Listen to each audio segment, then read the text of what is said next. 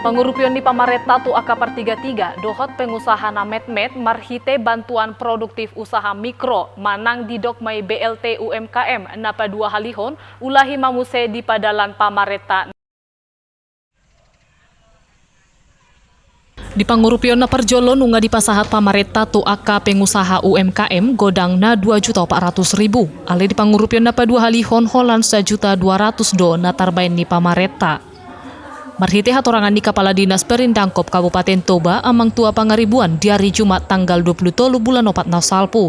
Pendaftaran di Pangurupion napa 2 honon marujung ma di tanggal 20 sia bulan 4. Alai diaka pengusaha UMKM naneng mendaftar ikon membuat surat keterangan usaha, fotokopi KTP, fotokopi KK, foto usaha, formulir pendaftaran dohot nomor telepon. Karena pandemi COVID, pemerintah melihat masih perlu dukungan untuk UMKM untuk pemulihan ekonomi nasional atau program PEN. Karena itu di tahun 2021 sebagai lanjutan dari BEPUM tahun 2020 saat ini dikucurkan lagi untuk bantuan UMKM untuk usaha produktif, tetapi ada perbedaan sedikit.